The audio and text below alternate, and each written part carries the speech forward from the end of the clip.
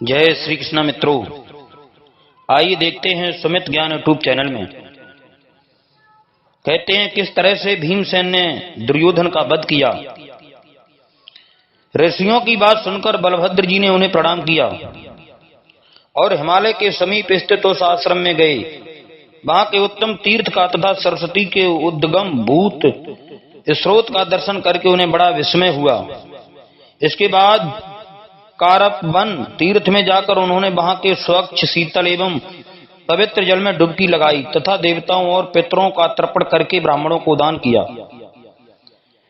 फिर एक रात वहां निवास करके वे ब्राह्मणों और सन्यासियों के साथ मित्रावरुण के पवित्र आश्रम पर गए। वह स्थान यमुना के तट पर है। सर्वप्रथम उस स्थान पर आकर इंद्र, अग्नि तथा आर्यम मां बहुत प्रसन्न हुए थे। बलराम जी वहां स्नान दान करके ऋषियों और सिद्धों के साथ बैठकर उत्तम कथाएं सुनने लगे। उसी समय देव ऋषि नारद जी दंड, कमंडल और मनोहर बीड़ा लिए वहां आ पहुंचे। उन्हें आते देख बलराम जी उठकर खड़े हो गए और उनका विधिवत पूजन करके उनसे कौरवों का समाचार पूछने लगे। नारद जी ने जिस प्रकार कौरवों का महासंहार हुआ था वह सब ज्यों का त्यों सुना दिया। तब बलभद्र जी ने दुख प्रकट करते हुए कहा, तपोधन, उस क्षेत्र की क्या अवस्था है तथा वहां आए हुए राजाओं की क्या दशा हुई है। यह सब संक्षेप के साथ मैं पहले ही सुन चुका हूं। अब मुझे वहां का विस्तृत समाचार जानने की उत्कंठा हो रही है। नारद जी ने कहा, भीष्म जी तो पहले ही मारे गए। उनके बाद द्रोणाचार्य, जयद्रथ, कर्ण और उसके पुत्र भी परलोक पहुंच गए। भूर, सर्वा, शल्य तथा दूसरे महाबली राजाओं की भी यही दशा हुई है। ये सब राजा और राजकुमार दुर्योधन की विजय के लिए अपने प्राणों की बलि दे चुके हैं। अब जो मरने से बचे हैं उनके नाम सुनिए। दुर्योधन की सेना में कृपाचार्य, कृतवर्मा और अश्वत्थामा, यही 3 प्रधान वीर बचे हुए हैं। किंतु जब शल्य मारे गए तो ये भी डर के मारे पलायन कर गए। उस समय दुर्योधन बहुत दुखी हुआ और भागकर द्वैपायन सरोवर में जा छुपा। माया से सरोवर का पानी बांधकर वह उसके भीतर सो रहा था। इतने में पांडव लोग भगवान श्री कृष्ण के साथ वहां जा पहुंचे और उसे कड़वी बातें सुनाकर कष्ट पहुंचाने लगे। वह भी बलवान ही ठहरा। इनके ताने क्यों सहता, हाथ में गदा लेकर उठ पड़ा और भीमसेन से युद्ध करने के लिए उनके पास जाकर खड़ा हो गया। अब उन दोनों में भयंकर युद्ध छिड़ने वाला है। यदि आप भी देखने को उत्सुक हो तो शीघ्र जाइए, विलंब न कीजिए। अपने दोनों शिष्यों का युद्ध देखिए। वैशंपायन जी कहते हैं, नारद जी की बात सुनकर बलराम जी ने अपने साथ आए हुए ब्राह्मणों की पूजा करके उन्हें विदा कर दिया और सेवकों के द्वारा चले जाने की आज्ञा दी। फिर वे जहां सरस्वती का स्रोत निकला हुआ है उस श्रेष्ठ पर्वत शिखर से नीचे उतरे और तीर्थ का महान फल सुनकर ब्राह्मणों के समीप उसकी महिमा का इस प्रकार वर्णन करने लगे। सरस्वती के तट पर निवास करने में जो सुख है, आनंद है, वह अन्यत्र कहां मिल सकता है।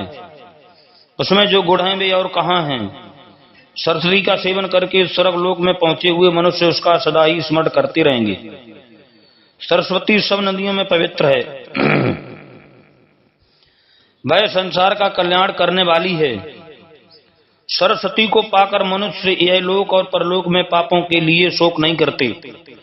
तदंतर बारंबार सरस्वती की ओर देखते हुए बलराम जी सुंदर रथ पर सवार हुए और शिष्यों का युद्ध देखने के लिए तेज चाल से चलकर द्वैपायन सरोवर के तट पर जा पहुंचे। वैशंपायन जी कहते हैं, राजा जन्मेजय, इस प्रकार उन्होंने इस प्रकार होने वाले उस उत्तमोल युद्ध की बात सुनकर धृतराष्ट्र को बड़ा दुख हुआ और उन्होंने संजय से पूछा, सूत गदा युद्ध के समय बलराम जी को उपस्थित देखकर मेरे पुत्रों ने भीमसेन के साथ किस प्रकार युद्ध किया। संजय ने कहा, महाराज, बलराम जी को वहां उपस्थित देख दुर्योधन को बड़ी खुशी हुई। राजा युधिष्ठिर तो उन्हें देखते ही खड़े हो गए और बड़ी प्रसन्नता के साथ उनका पूजन करके बैठने को आसन दे कुशल समाचार पूछने लगे। तब बलराम जी ने उनसे कहा, राजन, मैंने ऋषियों के मुंह से सुना है कि कुरुक्षेत्र बड़ा पवित्र तीर्थ है। वह स्वर्ग प्रदान करने वाला है देवता, ऋषि तथा महात्मा ब्राह्मण सदा उसका सेवन करते हैं। वहाँ युद्ध करके प्राण त्यागने वाले मनुष्य निश्चय ही स्वर्ग में इंद्र के साथ निवास करेंगे। इसलिए हम लोग यहाँ से समस्त पंचक क्षेत्र में चले। वहाँ देवलोक में प्रजापति की उत्तर वेदी के नाम से विख्यात है। वह त्रिभुवन का अत्यंत पवित्र एवं सनातन तीर्थ है।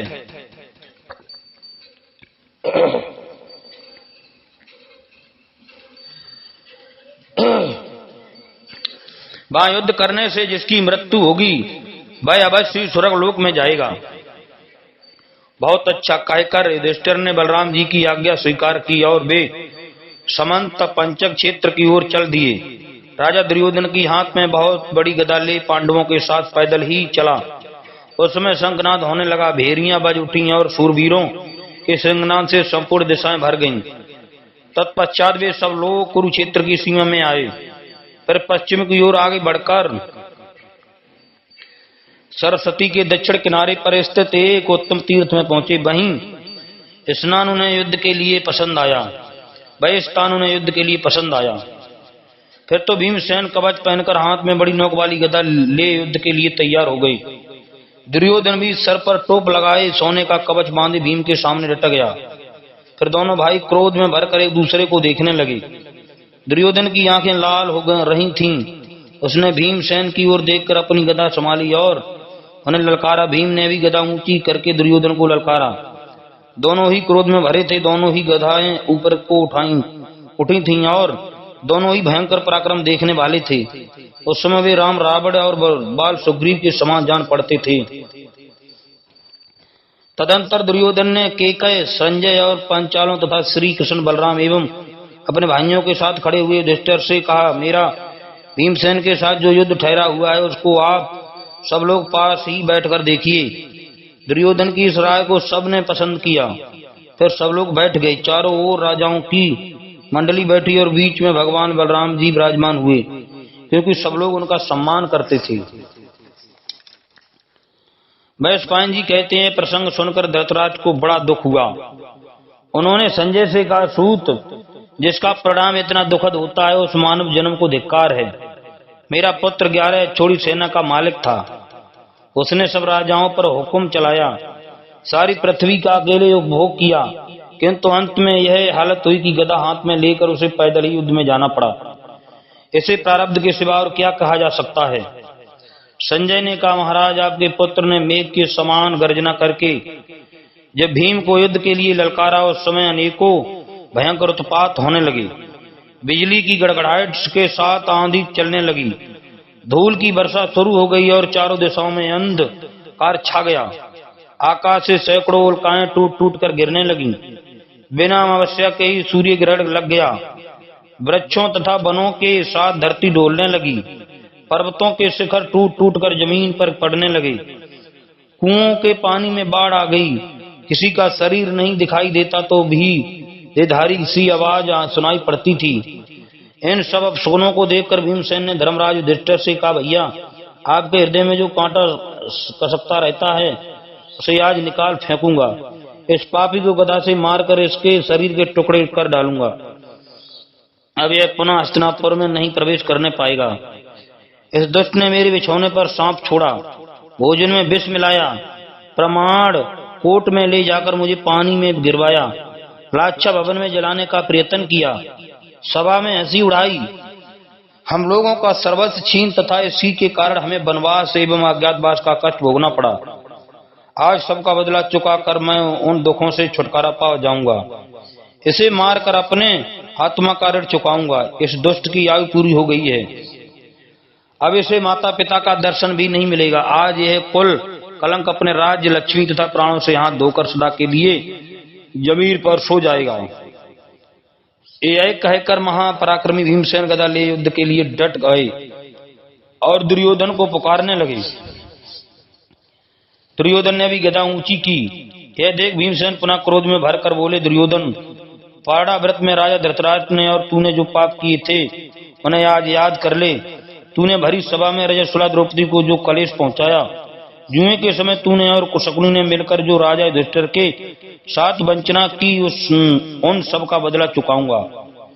खुशी की बात है कि आज तू सामने दिखाई दे रहा है।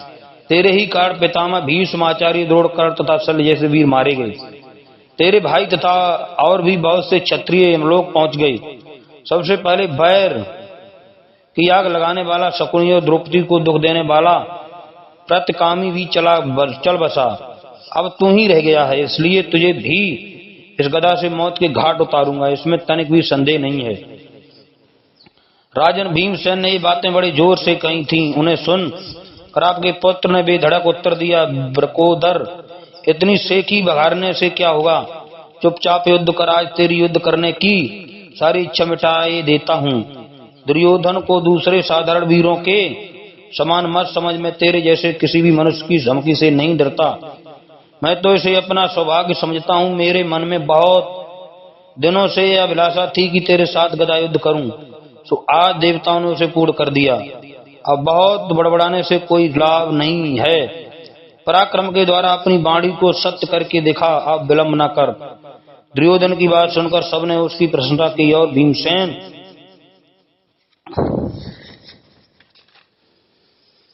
गदा उठाकर बड़े वेग से उसकी ओर दौड़े। दुर्योधन ने भी गर्जना करते हुए आगे बढ़कर उनका सामना किया। फिर दोनों भयंकर साणों की तरह एक दूसरे से भिड़ गए। प्रहार पर प्रहार होने लगा। उस समय गदा की चोट पड़ने पर वज्रपात के समान भयंकर आवाज होती थी। दोनों खून से नहा उठे। उनके रक्त रंजित शरीर खिले हुए ढके वृक्षों जैसे दिखाई देने लगे। लड़ते लड़ते दोनों ही थक गए। फिर दोनों ने घड़ी भर विश्राम किया। इसके बाद दोनों वीर अपनी अपनी गदाओं को उठाकर आपस में युद्ध करने लगे। संजय कहते हैं, महाराज, उन दोनों भाइयों में जब पुनः भिड़ंत हुई तो दोनों के चूकने का अवसर देखते हुए पैतरे बदलने लगे। दोनों की गदाएं यमदंड और वज्र के समान भयंकर दिखाई देती थीं। भीमसेन जब अपनी गदा को घुमाकर प्रहार करते उस समय उसकी भयंकर आवाज एक मुहूर्त तक गूंजती रहती थी। यह देखकर दुर्योधन को बड़ा विस्मय होता था। नाना प्रकार के पैतरे दिखाकर चारों ओर चक्कर लगाते हुए भीमसेन की उस समय अपूर्व शोभा हो रही थी। दोनों एक दूसरे से भिड़कर अपनी अपनी बचाव का प्रयत्न करते थे।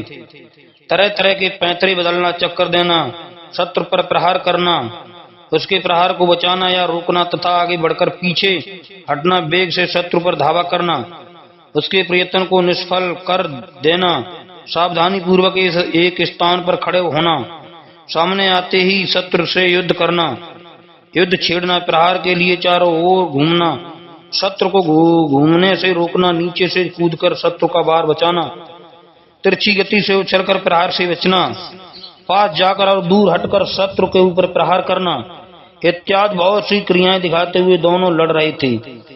दोनों ही प्रहार करते हुए एक दूसरे को चकमा देने की कोशिश करते थे। युद्ध का खेल दिखाते हुए सहसा गदाओं की चोट कर बैठते थे। इस प्रकार इनमें इंद्र और वृत्तासुर की भांति भयंकर युद्ध चल रहा था। दोनों ही अपने अपने मंडल में खड़े थे। दाएं मंडल में दुर्योधन था और बाएं में भीमसेन।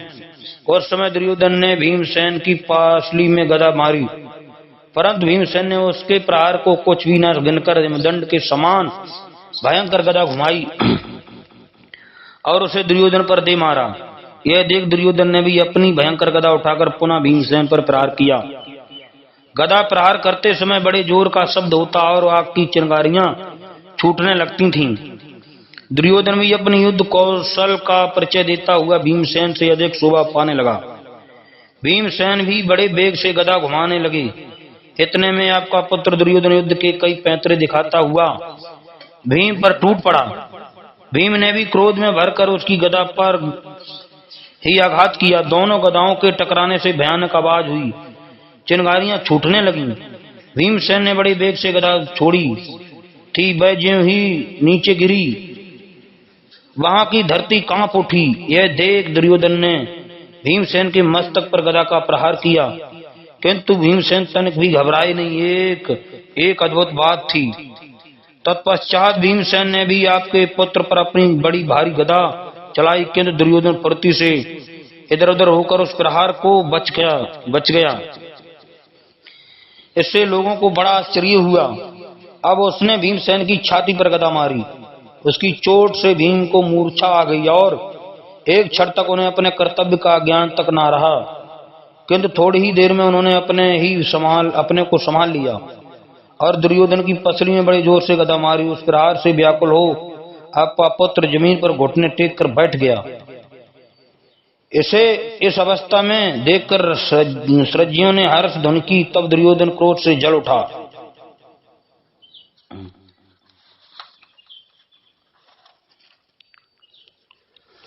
और महान सर्प की भांति हुंकारें भरने लगा।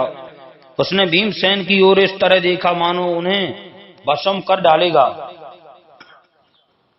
उनकी खोपड़ी कुचल डालने के लिए वह हाथ में गदा लिए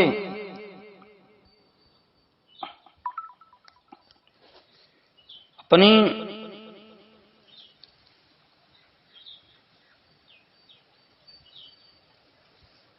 मानो भस्म कर उनकी खोपड़ी को चलने डालने के लिए वे हाथ में गदा लिए उनकी ओर दौड़ा। पास पहुंचकर उसने भीम के ललाट पर गदा का आघात किया, किंतु भीम पर्वत के समान अविचल भाव से खड़े रहे। इस प्रहार का उन पर कोई असर नहीं हुआ। तदंतर उन्होंने भी दुर्योधन के ऊपर अपनी लोहो मई गदा का प्रहार किया। उसकी चोट से आपके पुत्र की नस नस ढीली हो गई। वह कांपता हुआ पृथ्वी पर जा पड़ा। यह देख पांडव हर्ष में भरकर सिंहनाद करने लगे। कुछ ही देर में जब दुर्योधन को होश हुआ तो वह उछल कर खड़ा हो गया और एक सुसज्जित योद्धा की भांति रणभूमि में विचरने लगा। घूमते घूमते मौका पाकर उसने सामने खड़े हुए भीमसेन को गदा से मारा। उसकी चोट खाकर उनका सारा शरीर शीतल हो गया और वे धरती चूमने लगे। भीम को गिराकर दुर्योधन दौड़ने लगा। उसकी गदा के आघात से भीम के कवच चिथड़े उड़ गए थे। उनकी ऐसी अवस्था देख पांडवों को बड़ा भय हुआ, किंतु एक ही मुहूर्त में भीम की चेतना पुनः लौट आई। उन्होंने खून से भीगे हुए अपने मुख को पोंछा और धैर्य धारण करके आंखें खोली। फिर बलपूर्वक अपने को संभाल कर वे खड़े हो गए।